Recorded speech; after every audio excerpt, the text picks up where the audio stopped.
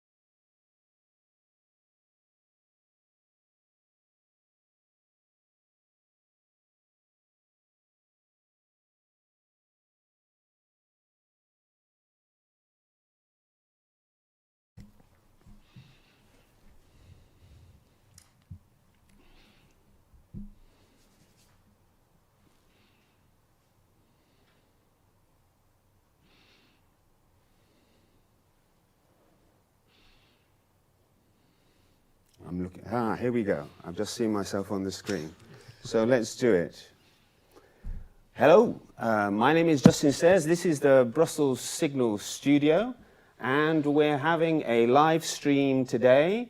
And the subject is the Netherlands, Dutch politics and the elections, the stunning earthquake elections, as we've called it in our advert, that took place just a few days ago on November the 22nd. And to discuss what happened and what might happen now, we're very happy. Thank you, all three of you, for coming into the Brussels studio today. We have Romana Abels, who is the Brussels-based EU correspondent for Trouw, the newspaper and website, and has been here for more than 2 years now. We have Thomas Thaler, thank you to you too, from APCO Worldwide. I have him down here as the EU elections specialist, though I also read from your CV that you're a thought leader. Hopefully, yeah. I wish I was a thought leader. And then we have at the end of the table, good evening once again, Sid Lukkassen, a writer, analyst, former researcher for the ECR group here in the European Parliament. Hello again.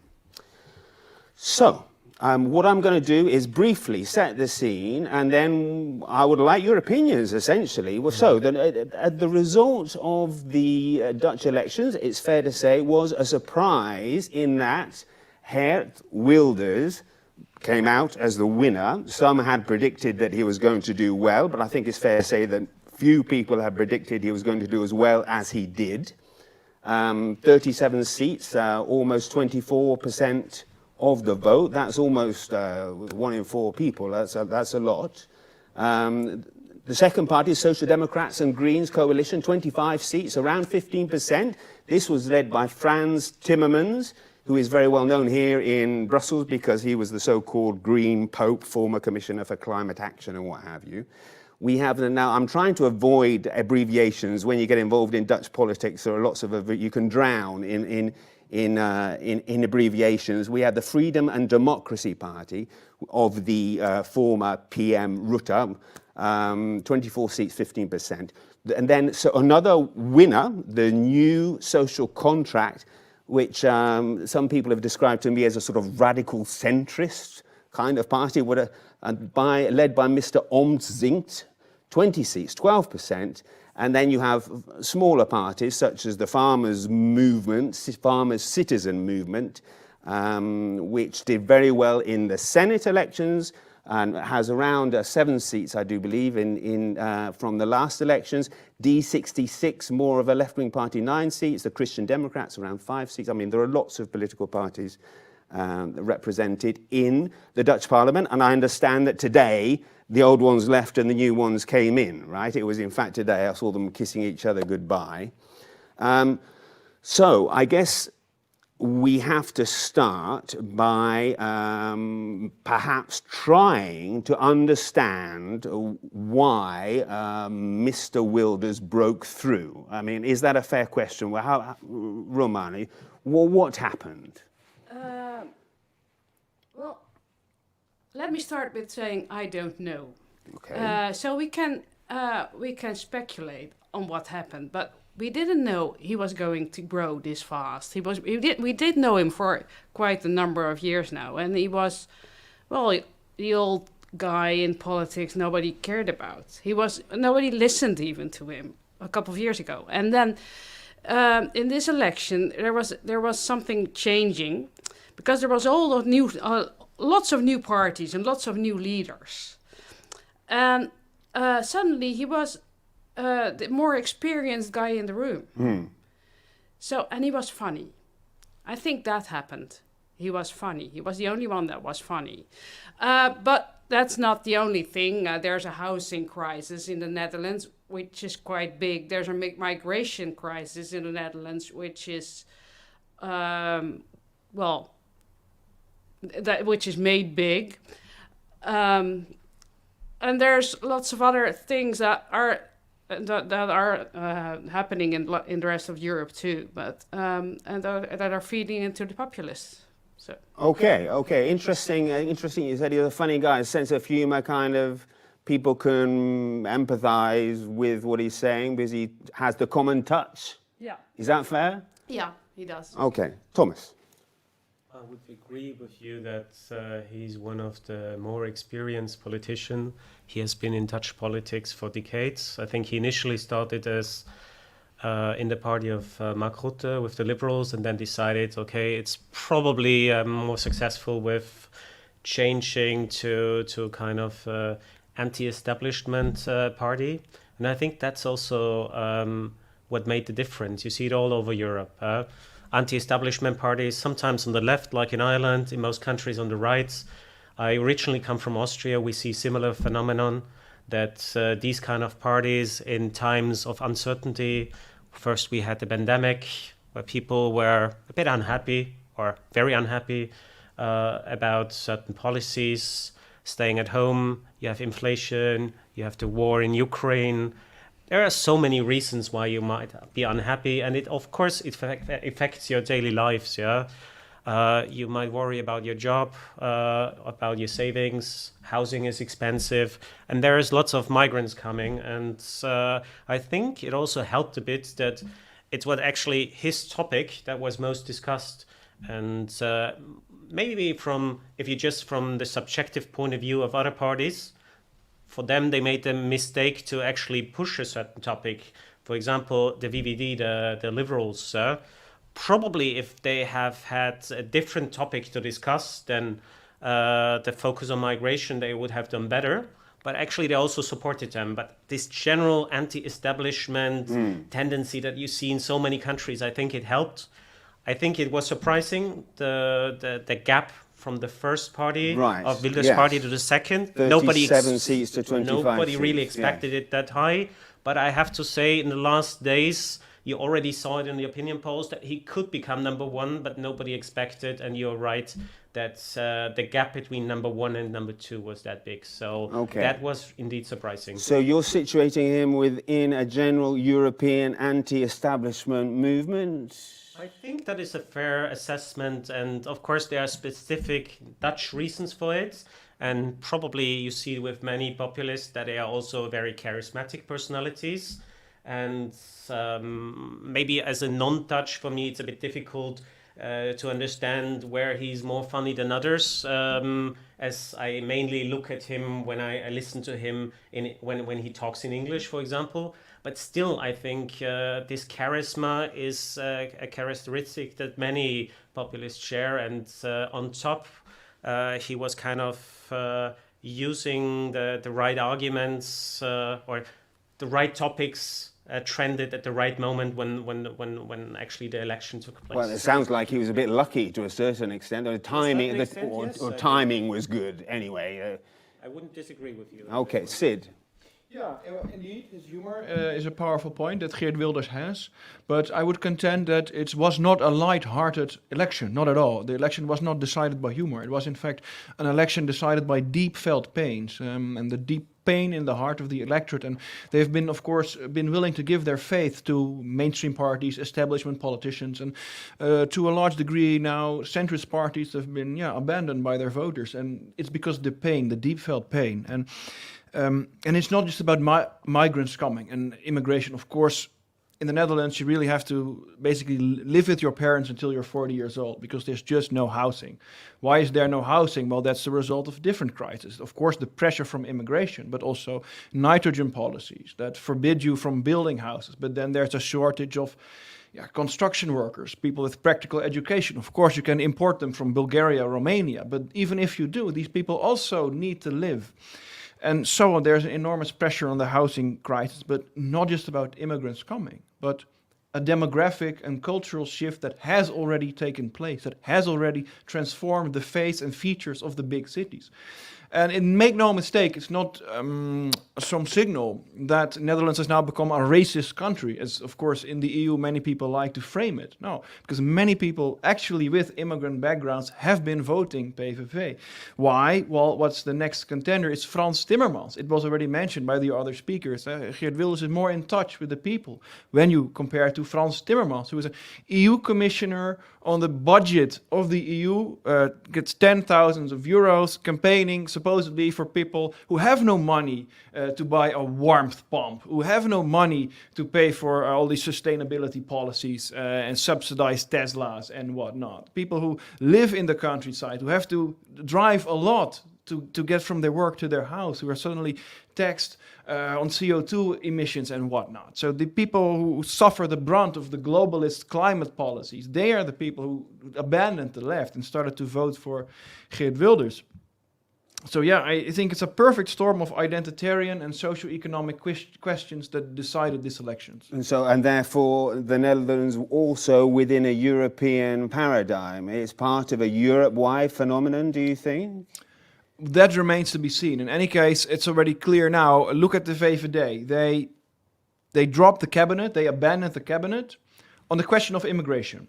Now Geert Wilders presents himself, he's okay, I'm willing to be a reasonable guy, I'm willing to be moderate and have temperance, and I wish to negotiate about immigration. And now the VVD said, ho ho, we back out of this election. Right. That's This totally is, this fishy. was in fact, this is the next topic I wanted to address, because obviously now we have Mr. Wilders as well, the head of the most successful party in the latest elections. And will there be a government? How long is it going to take? Now, according to what I've been reading, we still don't know today. There have been these duos of different parties getting together with the negotiator to try and see if a right-wing government is possible. But as you've just said, Sid, I mean, there is already the former party of Mr. Rutte's party already saying they don't want to take part in the government, but maybe they would support a government, some kind of confidence. And now you vote. see that on these polls, the PVV is actually even bigger. So they went from 35 to 37 in the last moment, and now in the polls they are at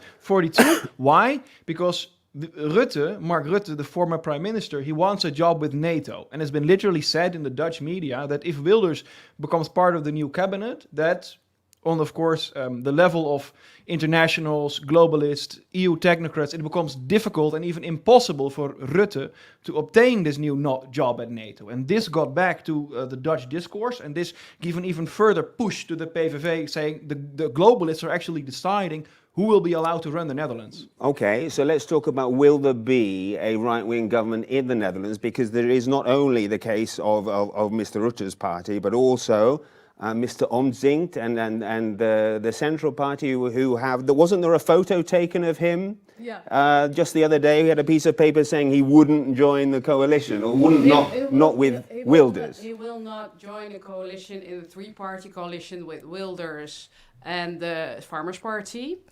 So that was, he didn't say that, but it was on the note. It was on, right. On it was the note spotted, that he right. was carrying. But he had said that before, hadn't he? He had said that before, and Right. it was kind of a wink to something that happened before, because he was he started his own party because there was on a note somewhere some time before that they didn't want him in the CDA, the Christian Democrats Party, anymore. So it was kind of funny. What is going to happen? And are we going to have a right-wing government? Oh, we won't know for several months. It could take a long time. So we have a coalition country. So you need 75 seats in parliament to form a government. Wilders only has 39. So 37, so he has to get other parties on board. Right. If you have read his program, you know, well, there's no way other parties can support that. It's kind of the most radical program I've ever read. For example, just give us one or two examples. He wants to... He wants to shut down mosques. He said in the past that he wants to shut down mosques and leave the European Union. He said that in the past, right? Yeah. It's in the program too. But this is the new Wilders who's prepared to compromise. No, there's not. Yeah, right. Right. Yeah. There's a new Wilders, but nobody knows when he's the new Wilders and when he's the old Wilders. Okay. So this would explain the reticence. People want to know, is he just being nice to get into power, and then will he revert to what he said before? What do you think, Tom? I think first I would just short remark to what was said before. he actually won the election, but I think people were looking for different solutions. You saw it in the opinion polls. At some point, it was the farmer citizen movement who was at the very top of polls. Then this new party, new social contract came up. Then he was just the next in line. So, of course, he had a good campaign. He won, and he's the legitimate winner of this election. But it's not that people were just looking for him as the solution. They were just looking for any kind of solution. And what I said before, it's probably he just had a good moment, because when he actually was polling very well, there was the election. So just as a small remark. And now, well, if he wants to govern, as you have just said, in the Netherlands, it's very normal that you need compromise. Without the compromise, even if there's new election, even if he does a bit better than now, he still needs coalition partners, so the fundamentals don't change. So I guess if you actually want to bring in Mark Rutte's party, the VVD, a Renew party, a Liberal party, and Omtzigt, who is still, even if he left the party, a Christian Democrat, and is also, there are some rumors that he actually wants to join the EPP group in the one or the other way, at least at kind of some cooperation. I think if he doesn't kind of give them some concessions, it won't happen. He won't have Wilders as prime minister. There won't be probably new elections. We will come up with a different solution. As Timmermans, I think he said he sees his party in opposition. Maybe he's just waiting and hoping things develop. But I think that is not likely. So either you have right of center governments, and then of course we can discuss it's 3 parties, 4 parties, 1 party tolerating. Is it a government with an own majority, or that is just tolerated with a supply and confidence agreement? So there are different options, but I think if there is a government, it's right of the center. And if this is not happening, it's probably new elections, but it will take a long time. As in the Netherlands in the past, it was always many months until the new government was like formed. here in Belgium, it can't. Well, they have some similarities, these two countries. Long negotiation. But I think if this Wilders is kind of coming, he needs to prove that he's indeed a Wilders. Right. Otherwise, he's not prime minister. I cannot imagine that centrist parties will support him if he has this radical agenda. So there is probably no Nexit or no radical expulsion of people with migration background. I think he excluded that himself. I think he already acknowledged that he needs to adapt if he wants to be in government. And I think that is something that you see in many countries. Right. You have kind of radical solutions before the elections, also in order to motivate your own voters. But then you acknowledge you need this compromise to govern, and then you need to find common ground with your partners that actually also have some legitimacy to ask for their voters to get some concessions. So I think that's the political system as it is conceived by the constitution. It happens elsewhere, it's true. And we saw it many times, and I also imagine it to be Wilders is determined to take responsibilities. So of course he will negotiate and he will try to find a compromise. Of course everyone tries its best to move it to his or her own parts, that it's more helpful for their own voters to understand why this compromise was taken. And I think he's a good communicator, and he's capable of communicating it also to his voter base. And of course, some people will be disappointed because they expected some more radical changes. But I think most of his voters will understand if he wants to achieve some policy successes that are in line with his party's political demands before the elections, then a compromise is necessary. And I think he will kind of try everything to bring the Omtzigt and also the Liberal VVD on board. If he's successful, that's a different story. Do you expect him to be the next premier, Sid? Well, you have to look at things a bit more Dutch internally to understand this, because It's not just about whether Geert Wilders is a great communicator. It's also about, is he a great delegator? And in order to run a party, you need to be able to delegate. And this has always been a weakness of Geert Wilders, that he wants to be the one guy.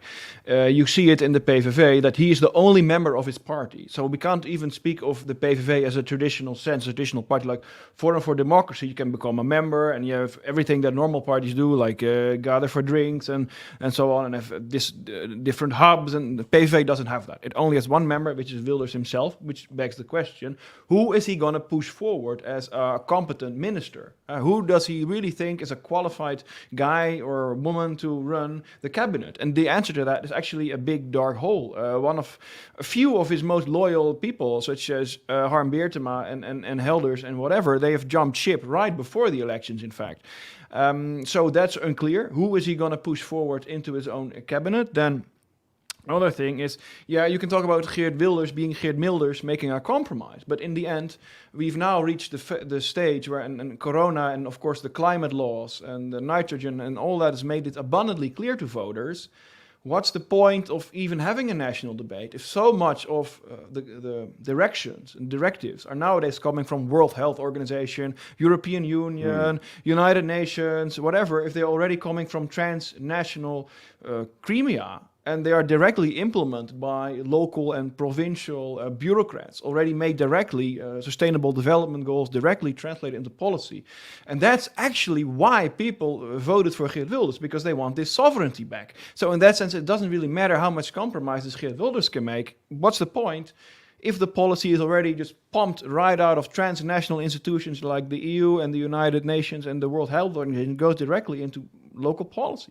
That's what people are rebelling against. That's what they're angry about. That's what they feel spite and pain. And that's what we've seen in the elections. And ultimately, it also exposes the hypocrisy of Pieter Omtzigt, because Pieter Omtzigt became a popular guy, became famous by protecting Dutch pension money, that the Netherlands government was giving the pension savings of the Netherlands, which is billions and billions and billions of euros, transferring that to the EU. So the EU has sovereignty over the Dutch pension money. That's how he made himself famous, by agitating against that. And now Pieter Omtzigt is, smearing Wilders and castigating Wilders, because Wilders at one point flirted with the idea of having an exit. But isn't that total hypocrisy? What do you mean, total hypocrisy? Because if you reach the stage that you as a local guy on a local national platform try to influence something, in this case protecting the sovereignty of the Dutch pension money, and you run into the problem that this is already decided at an EU level, and no matter, you can jump high and low at a national level. You can't do anything about it. Exactly. And then you can try to break open, as the Brits have done, or whatever, but it's a run course, and then you can make a cultural discourse about it and have agitation in the media, but in the end, you have to look at the structure of power and the structure of policy. And then if you directly go into a confrontation with the transnationalists and the globalists, what's the point of criticizing Geert Wilders about that? In the end, this is the fundamental situation that the Netherlands is now facing, a direct breach on its sovereignty. And that's the perception, and actually also not just the perception, but the reality that's driven this election to its result. Okay. And that leads me on to the next subject, which is the EU, in fact. But before I do, for those of you who have just turned on or tuned in, we're discussing the Dutch elections. We have Sid Lukkassen, writer, analyst, former researcher with the ECR group, which is here in the European Parliament. We have Thomas Thaler, who works with APCO Worldwide and is their EU election specialist. They're a very well-known consultancy here, lobby firm in Brussels. And we have Romana Abels, who is the Brussels-based EU correspondent for Trouw newspaper. So let's move on. The EU. Okay, so I guess there are lots of ifs, aren't there? But let's just say, for argument's sake, that we do get a right-wing government, and it may be even a right-wing government led by Wilders, or in which Wilders has a big say, right? What does that mean for the European Union? Now, that's a big question, given that he has in the past argued in favour of Nexit, the departure of the Netherlands. Romana. There won't be an exit, because he won't. He has to have a coalition with other parties, and nobody else wants an exit. So I'm, for one, don't believe that all these people have voted for him because they want their sovereignty back. But I think that's an opinion. Okay. They didn't tell. So, but what will happen with in the EU? He will slow things down. Definitely. In the European Council, he will. Well, he's a friend of Orban's, and they're really friends. And also, right, Marine Le Pen as well, right? I mean, he's yeah. already got a network, not necessarily in power, Yeah, but he doesn't. He's not friends with Maloney, so it's not a network in that sense. right.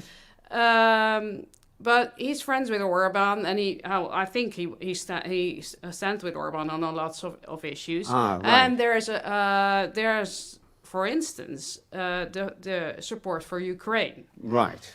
And that's a very tricky one because everybody else wants to support Ukraine, and well, Everybody else, you mean in the Netherlands? In the Netherlands. In the Netherlands, in Europe, it's something like a given that we support Ukraine. And maybe a bit less now with Slovakia. That might change now. Yeah, right. Yeah, right. because now it's the third Right. leader Right. that's going to question that. So that I think will change. And internally, I'm not sure. Yeah, the green policies will change. Ah, right. Yeah. Okay, because So, he's already been sceptical on that front. Okay. Yeah. So, but you're saying that basically, given the size of the EU machine, the only real effect he can have when he comes to Brussels is to slow things down, or maybe threaten to veto. That's what you're saying in essence. Okay. Would you like to come in on that? I would agree with you in this sense that, as we discussed before, internally in the Netherlands, if he wants to have this coalition, he needs to compromise. So I think he understands well that he has to get rid of his most hawkish ideas. I think Nexit or a referendum on Nexit will not happen because probably if you think about a minority government, let's say the VVD is tolerating them, they can actually withdraw their support at any time. So you might have a Wilders government or a government led by his party, but that might only stay them for a couple of months. So it's also a question on how stable this government is. But I think let's assume that he's there. Of course, he brings in a more Eurosceptic positioning of the Netherlands. And I think he has allies. He's not the only one. There is Fico in Slovakia, you mentioned it, Orban. There are also some other governments that are not always happy with everything that is happening. Even it's not just black and white in the EU. There is a lot of gray tones. And I think there is lots of governments that have problems with the one or the other issue. He will have to some extent also allies. And I think on the green policies, I would say there's a general tendency also with large parts of the center-right, pro-business MEPs, pro-business prime ministers that actually want to change this. Not everyone is like Timmermans. Not everyone is the green pope, as you described it. That was not my wording. But I think there is also, if you look this rightward shift in politics across Europe, I think we won't have a second Green Deal. I think there will be less ambition on new green legislation. I think the new focus after the election is much more oriented towards let's make Europe competitive again. Let's keep our jobs, make sure that we don't lose jobs to other parts of the world.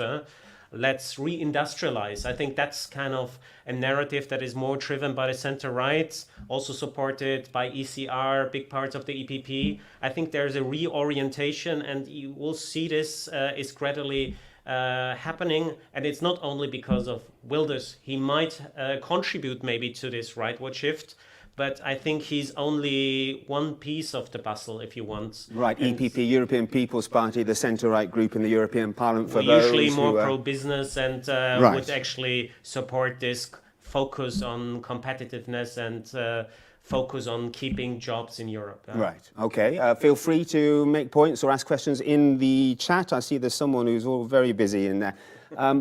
Before I give the floor to you, Sid, On the subject of Nexit, I'm just curious because you said, no one else wants it, therefore it's a non-starter. But if that's the case, that Nexit is such a small issue, minority issue in the Netherlands, then why be afraid of a referendum? Why not just have a referendum and get the subject out of the way?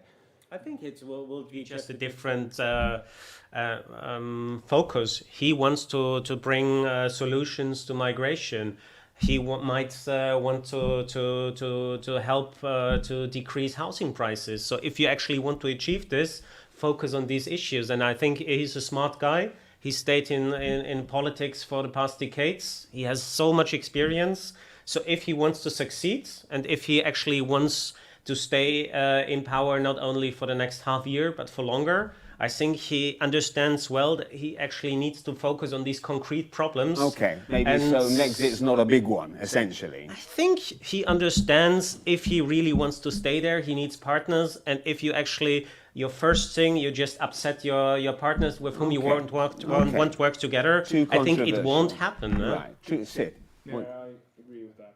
And on top of that, well, will Wilders even be able to slow things down? Because I've heard it said here, yeah, Wilders is going to slow things down. But will he even be able to? Because as we just discussed, so much policy, sustainable development goals and whatnot, is already coming from transnational platforms directly into local implementation. And on top of that, the Wilders government has no support in the superstructure, has no support in, let's say, among the academia, among the media, the bureaucrats, and so on. So these people will trying to really, floor him, in essence, for the coming 4 years. As long as Wilders is even in the cabinet, not even necessarily prime minister, of course, the superstructure, the academia, the media, the deep state, and so on, they will just try to make him fall, make him look ridiculous, and then to go into the campaign saying, see, Wilders doesn't deliver for you. Wilders can't deliver for you. And that's going to be strategy. That's going to be the meta game for the coming years. Now, interesting is the response of the left to this, because this could have been foreseen much earlier, of course. Corona has kind of froze everything for about 3 years. But before that, we could already see massive demonstrations in the Netherlands against the nitrogen policies. Combined demonstrations of fishermen and construction workers and the transportation sector and the farmers, all campaigning against a nitrogen policy. But then Corona protests forbade protesting, was forbidden to protest, and that kind of smothered the whole thing. But it never went away because these people are still feeling the economic pain of that policy. And we could, before that, what we had Brexit, we had Trump, and we had the Dutch result of the anti-Ukrainian Association Treaty referendum. Right. And all these things were basically right-wing upsurges. And what happened is not that the right wing, the left wing said, well, maybe we've wanted too far to push the European integration too fast and too far. Maybe with the open border policy, we ignored the interests of just common citizens with the open border policy. Maybe multiculturalism wasn't a success, or maybe we've kind of lost touch with the working classes and so on. Now, none of these conclusions were drawn from the left. Instead, they felt as if they are the moral core of society, they have the moral high ground, and that they are besieged by dirty, filthy populists. And that's their rhetoric. They always moral indignation instead of a constructive policy. And that's the same, because now the left is, first they are demonstrating pro-Hamas in the European big cities, and now they are demonstrating against the election result. The left hasn't been in government for like 30 years. Nobody cares. The left controls the institutions. Read Gramsci. Read the Frankfurter Schule, the long march through the institutions.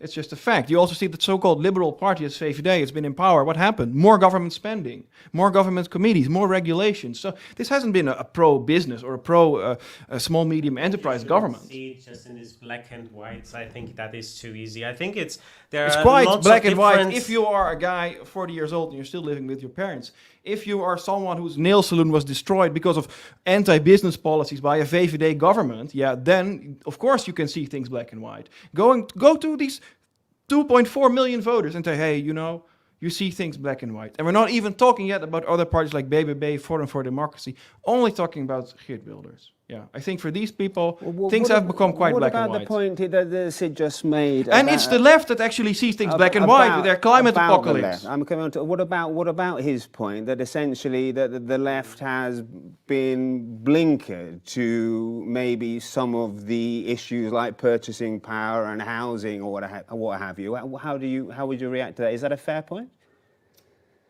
I think, as we have discussed in the Netherlands, there are a lot of different parties. There's always kind of someone that uses difficult economic situation and offers simple solution. And sometimes these kind of solutions find also support in an election. So I think not everyone was just looking for many years that Wilders comes.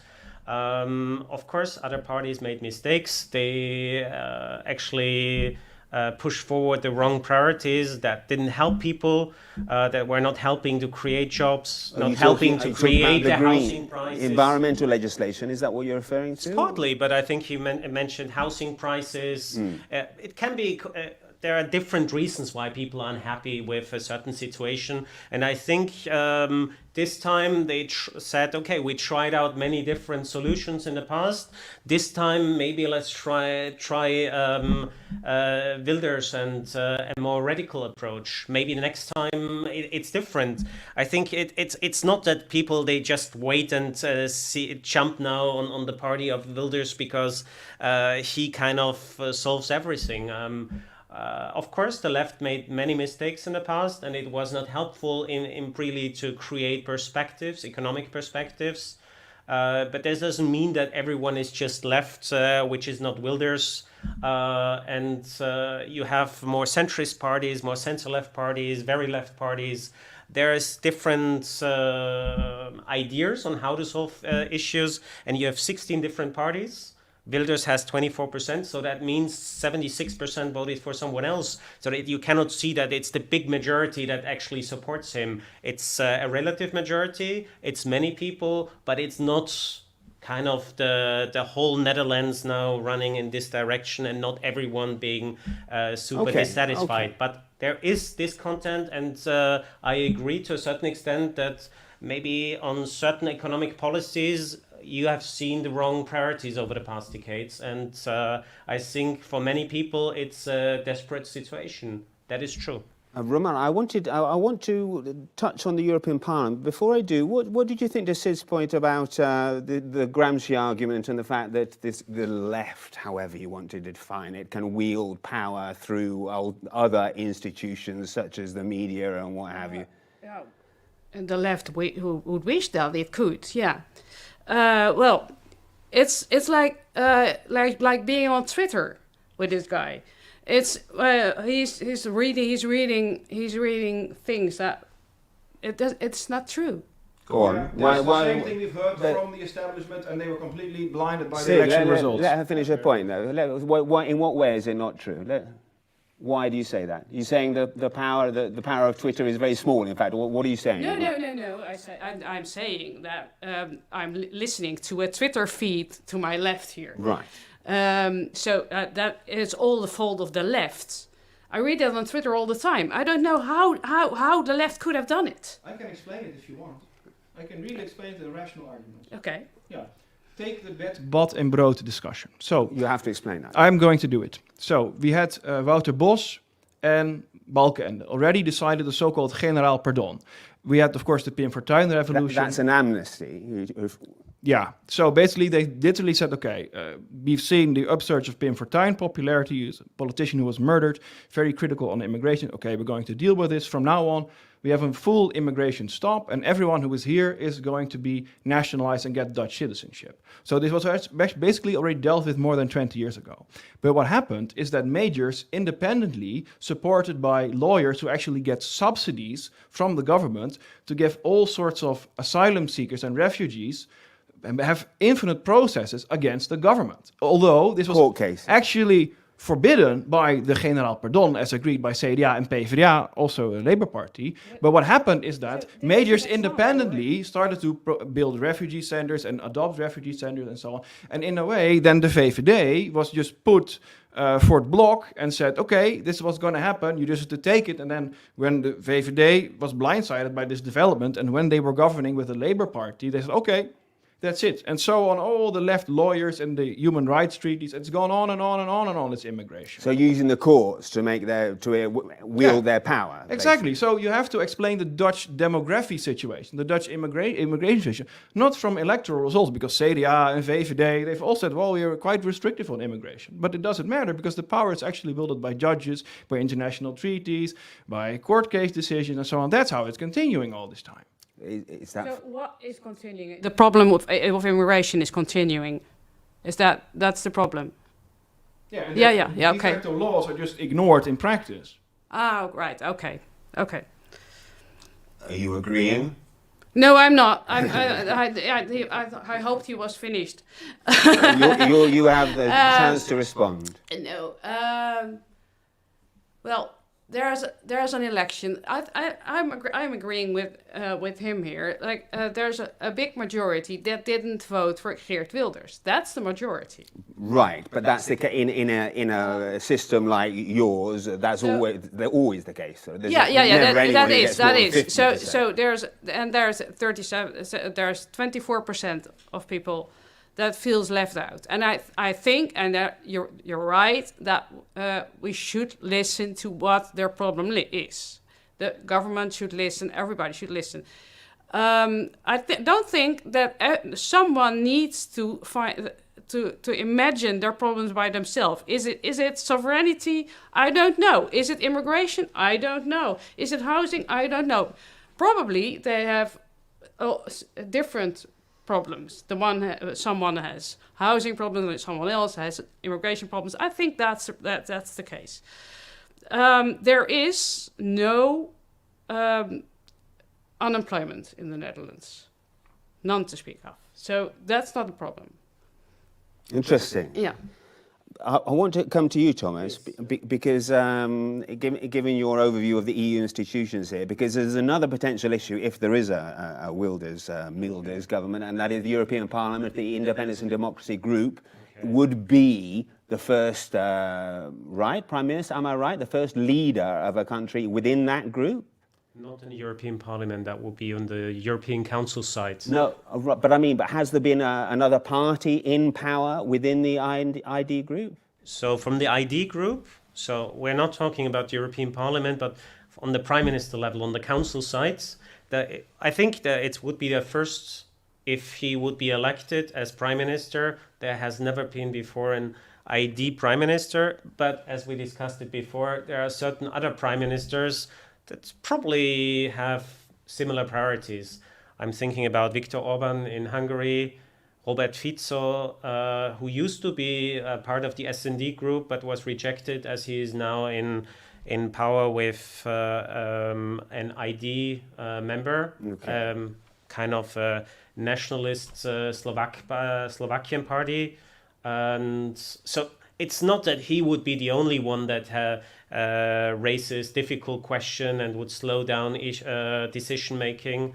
I think that wouldn't be a first time, but in terms of membership to the ID group in the European Council, I think that was not the case. We already had in some other countries, we had government participation. I think about my own country, Austria, the Freedom Party there used to be in government for a very long time. Okay. So in terms of ministers, transport ministers, ministers of the interior, you had it at several occasions and in several countries. Also think about Italy, think about some other countries. But I think it would be a first time that the Prime Minister from an ID group would take part in the European Council. In the European Council, okay, so that would be a first. Okay.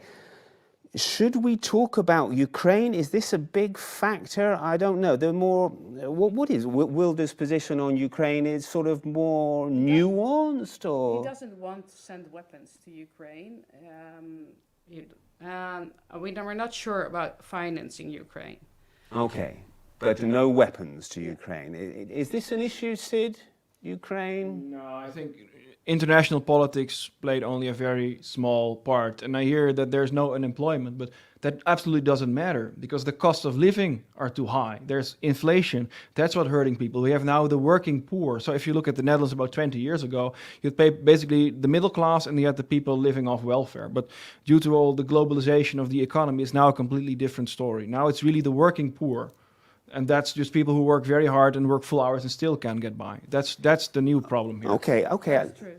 Okay, we agree. Now, what about, there's one thing that I'd like to ask the Dutch experts among you, all of you, who know better than I do, and that is this woke debate. And you get a lot of, especially in the country where I come from. Is this a big fact? Is this big in the Netherlands as well? Roman? There is some woke debate, and I think I'm not sure if it's big. It's like there are several woke debates. So the LGBTQ woke debate is not that big. There's no big anti-trans movement.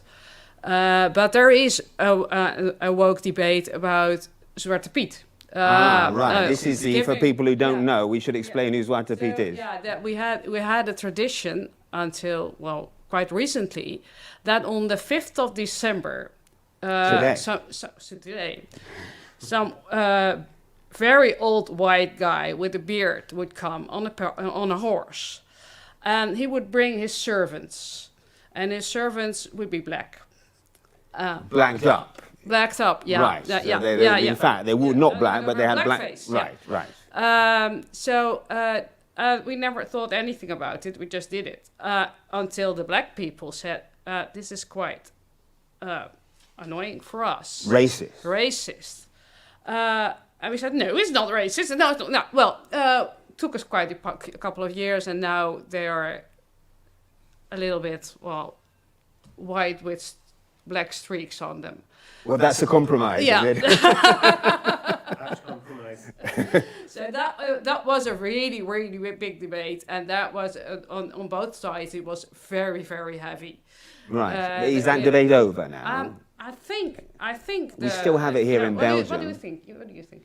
Well, I think again this is a nuanced discussion because it's more of the extrapolation of an American discourse into a European identity situation. So in the Netherlands, no one ever considered Zwarte Piet as racist, or it was not intended as a racist. It's more of sort of a Christian mythical figure.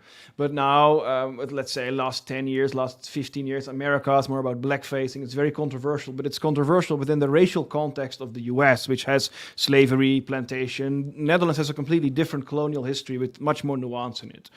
But this discourse is kind of adopted, and also many black people said, yeah, but for us this is not a racial question. So it's also a bunch of activists getting money from the Open Society Foundation. Suddenly it became a thing. Suddenly people debated about it, and even if people don't really have an opinion on whether it's racist or not, they just stopped celebrating it because it became kind of toxic, really. And then you have, of course, the black pizza that's a little bit smudged up, but if you see that, and then you can recognize immediately who these people are, and the idea is that you're kind of anonymous, especially if you're like a small community where everyone knows their own neighbors, and you have to make your face dark because else you know exactly who it is, and it kind of loses the myth about that. Was actually, do you think that woke is a big thing in the Netherlands? Is woke a big thing? Yes, I think so. I think so because if you look at the musea nowadays, you see also that specific things are changing and specific name signs. It's kind of a bit like altering the history. Let me tell one personal example of a man I know from Dutch Indonesian descent who's really a fan of classical culture and classical music, and he went to a performance a few years ago of classical music, Shakespeare, and an opera and so on. And then suddenly, all sort of immigrants came on and trans people, and the whole thing changed. And he was about to get his coat and to literally stand up from the play and to leave. He's like, what's this? It's too woke. It's too out of context. I can't bear this anymore. And exactly at that point, the director actually stood up and said, everyone, hold your horses, don't leave. We actually are obliged to do this by law in order to get subsidy. So just hold on for 2 more minutes and then the rest of the original play will continue. I'm not making this up. If you had told this 30 years ago, people said, oh, this is a Jiskefet sketch. It's comedy, it's satire. But this is now a reality. And coming back to the whole black and white, saying, Sid, don't be so drastic, it's not so black and white. No, the opposite. The left is black and white, because the left is saying, cut down your climate emissions or the whole world is going to perish. It's a moral eschatology, the afraid that the world is going to end, but also on things like Islam.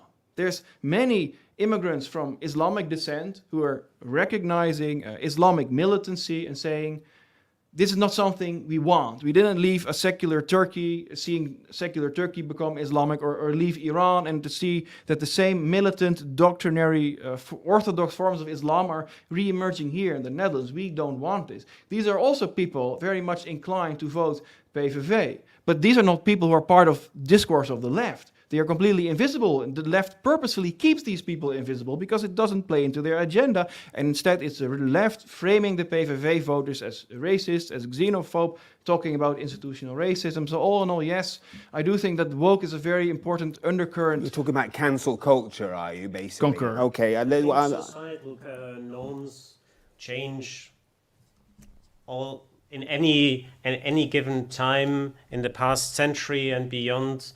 You have people that challenge certain things, you have a debate, and I think that is also part of what we are. There's something that is generally accepted, some people question it, and it's a debate on how to go forward. And I think Netherlands in general is a very open society. You had kind of right-wing populist leaders that were openly homosexual in an Eastern European country. Probably that wouldn't have been possible. In the Netherlands it is. So I think this open-mindedness in the Netherlands, that is something that is going to stay. It doesn't matter if Geert Wilders is prime minister or not. I think this woke debate is very relevant for specific group on both sides of the political argument. On the far right, on the far left, it actually motivates them to engage in politics. You see this not only in the Netherlands, everywhere. Of course, Zwarte Piet is something specific to the Netherlands. In other countries, it's something else.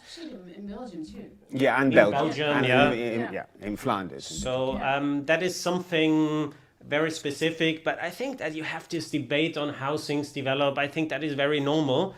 And of course, you have certain radical ideas, and I think there I agree with you that also in terms of migration politics, policy, you need to be more strict. Okay, what is allowed, what is not allowed, how to treat your women, for example, and there is some criticism where a society needs to answer, You can be a very liberal society, but at the same time there are limits to it, and if you actually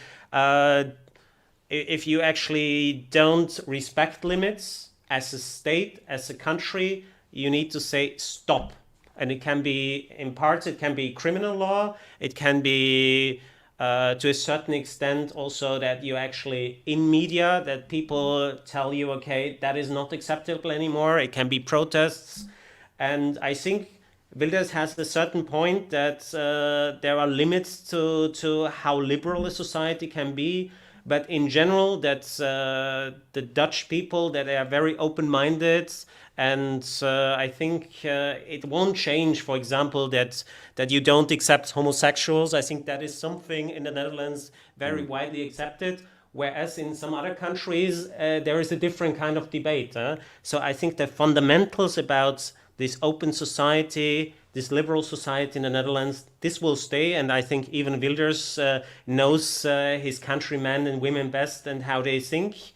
But of course, to some extent, especially when you think about to which extent radical solutions that are partly also imported to Europe are accepted or not, there needs to be a debate, not only in the Netherlands, and there we need, as an open society, also to show to some other people there are limits, and certain things are acceptable in a country, and certain things are not. And I especially want to mention this example on how to treat women, where you always, if you think about Iran and some other countries, where I think the European concept is a different one than in the countries that I've mentioned. Okay, Roman, you wanted to come in. No, I wanted to give him the word, actually, because I wasn't. Oh, you wanted him to speak? Yeah. Okay, well, in that case, I mean, we've touched on it. We're already heading for an hour, look, and the woke question came from the chat. We've touched now on migration, Islam. Maybe we should do a bit of that. Wilders famously, correct me if I'm wrong, but said, did he say that he wanted to bring down the mosques or something? What was the quote from the party? I'm not sure about the mosques, but he wanted to tax women with their headscarves on. Tax them. Yeah, so there's a headscarf tax. Do you remember this, Sid? Yeah, the call for the tax. But it was sort of, it's a very important shift in the history of the PVV. Because when first the party was born and sort of split off from the VVD, right-wing liberal party at the time, it still had the idea to be serious and have serious policies, have serious ideas. But then he realized, well, it doesn't really matter what I do. I'm going to be ridiculed. I'm going to be framed as a racist by the media. And public officials are not going to carry out my policies no matter what I do. This was very important in the fall of the first Wilders condoned gedoogkabinet, where Wilders actually supported the government. He noticed that deep within the rank of the public officials, literally told ministers like Henk Kamp, yeah, okay, we're not going to make this policy no matter what you do. So Wilders already realized how much force he had pushing against him. He withdrew from the government under the pretense that he didn't want to some budget of the EU, that he didn't want to amend the Dutch budget to do the EU stuff, basically. Yeah. And what happened is that Wilders after started to be more comedic. So after that, became the things that were totally ridiculous. But this is sort of a reversal dhimmi policy. So if you look at the fatwas of Islam, then one tradition of Islam is that if you are not a part of a people from the book, in essence, you have the choice to either convert or die. Who are the people of the book? Those are the Christians and the Jews, because they still come from the Abrahamic heritage. They are considered sort of to be part of the Islamic family. And then you have to pay a dhimmi tax, so you have to pay extra to keep your citizen rights. In essence, you have no political rights, but you can have citizen rights if you pay the dhimmi statute, according to the Islamic practice and Sharia law. And then Wilders kind of tried to put a funny twist on that and turn that around. If you want to go in public and wear your headscarf, then you have to pay money for that. Okay. He knew it was completely ridiculous and that no one was going to ever support this as something serious. So the Islam immigration debate, I don't know if you can combine the two, but is it specific to the Netherlands, or is it the same debate that we're seeing in other countries across Europe? It's also in Belgium, of course. I would say if you look at the Netherlands, the integration, we complain a lot about integration, but we have the good fortune that we already had this debate in the Pim Fortuyn era. So the early 2000s, it was really intense. A Dutch cinematographer was murdered, Theo van Gogh, because he made a movie critical about Islam. Then you had Hian Irshi Ali, and she was part of VVD, but she was became too controversial because of her statements on Islam, and she left to the Americas, and there she's working now for some rich Christian think tank, what I've heard. But this is a very controversial period, but we've had it a bit earlier in our history, so we've adjusted a bit more to it. And I think if you look at France, what's going on there with the riots and on the brink of civil war, I think in the Netherlands we've kind of done all right on this issue. So yeah, if you look at France, look at Sweden, look at Belgium, this Islam debate, it's in many more European countries. Romana. It's the same debate that's everywhere, and we had it quite intensively. I agree, because we had a terrorist murder in 2004 on Theo van Gogh. Is it over now? I don't know. It seems to be over, but with Wilders in power, I don't know. He can. I'm not sure that he doesn't. He didn't mean the kop voor de tax thing. This tax on women wearing the headscarf. You'd be thinking maybe he was serious when he suggested it. He wasn't serious. You could know from the word. You could know that he wasn't serious, but he was serious about degrading women.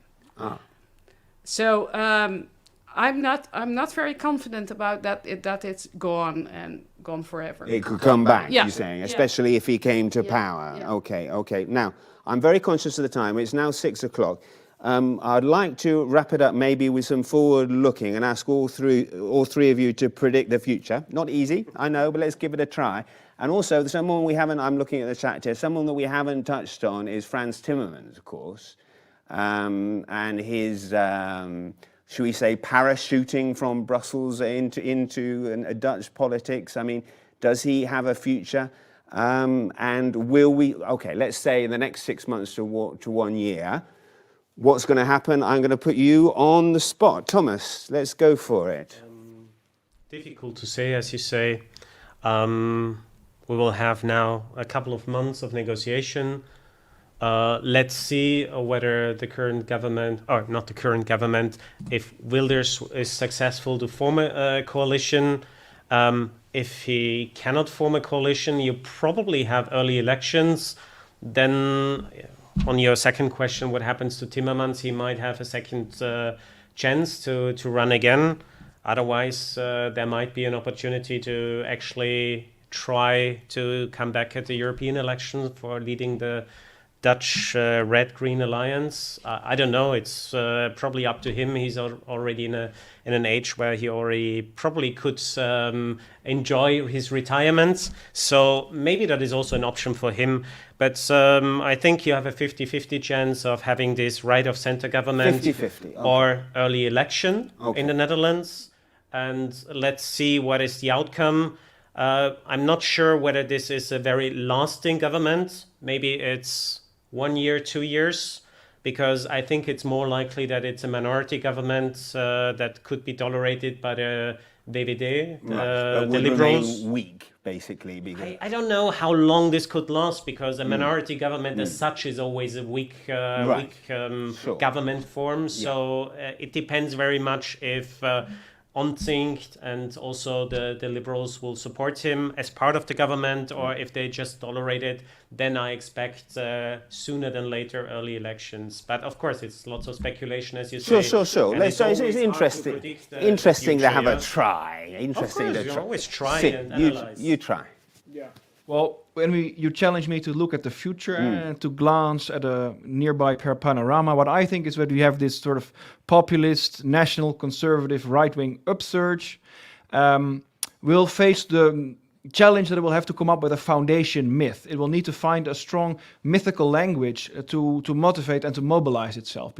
Because over the past, well, let's say since the end of the 60s, the end of the Cold War, we've had this kind of left, liberal, globalist, cultural Marxist discourse. Well, it's kind of ran its course, and people are really looking for a new symbolic language that can inspire them. So you can vote for Wilders because of cultural distrust, or because of social atomization, or because of economic pain, whatever, but that's not enough. You need to be able to build. So politics is downstream from culture. So you need to really put like a star on the horizon and say, that's our guideline, that's where we're going.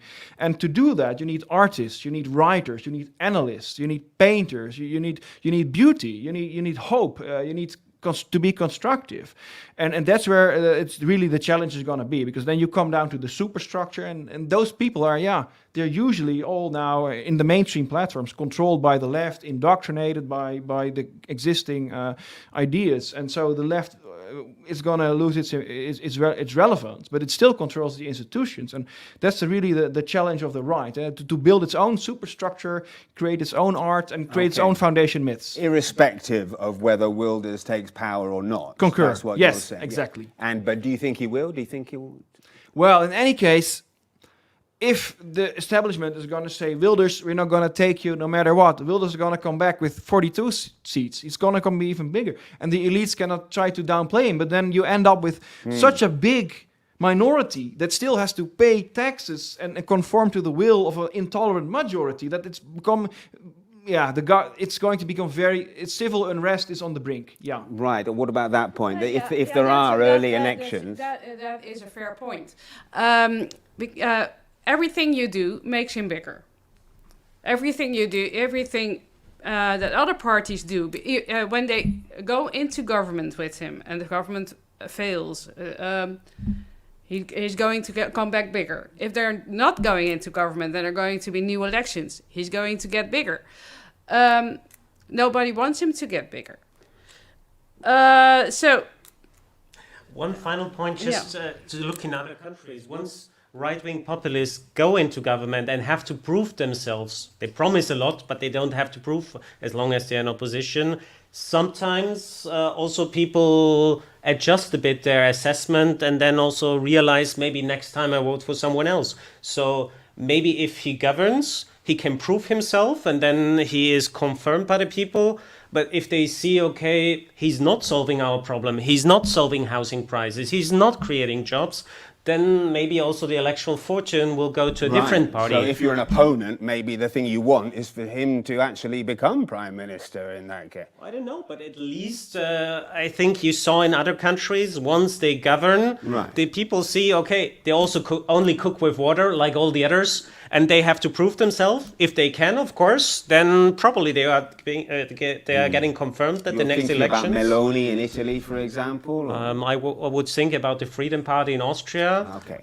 They have been in government for quite a long time. There are some other examples when they are on board, the True Finns, the Sweden Democrats. There are a lot of examples where this happens. But of course, that doesn't mean that you might lose one elections because you're actually in government, and the next time you will win them again. Yeah, I think it's an up and down, and I think that is also part in the beauty of democracy, that you actually once give the power to one specific party. They do a good result, they are confirmed, and if not, you have someone else in power. And I think, why should it be so different with a more populist outfit compared to more centrist parties? Yeah? So I think it's just part of how we function as a society, and it's a good thing that actually as voter you can say at some point, actually I don't want the same solution again, but I want to try out something else. Right. And the next time I have another chance. So this is democracy at work. Actually, So, yes. yeah, but if you ask me, I don't think it's going to work. I don't think he's going to get a government. He won't get into government. No. Because the other more centrist parties won't let him. They won't let him. No, they won't. They don't dare to try it. Okay. Yeah. Right. Yeah. Just too radical. Yeah. And therefore, what does that mean, though? New elections. New elections. But not in 6 months. I think 9. 9 months. 9 months. Listen, guys, that's been absolutely great. Sid, Thomas, Romana, many thanks. This has been a Brussels Signal live broadcast, but though obviously it's recorded and it's going to go up onto the website as well. So thank you very much. Sid, you've come down from the Netherlands just to be with us. We appreciate your presence. Thank you for inviting in particular. It's been great. And you've come from just across the road, right? It was not that far. It was not that far. And where are you based in Brussels? I was home in Schaerbeek. In Schaerbeek, okay. Many thanks, and thanks a lot for watching this. We'll see you next time. Thank you.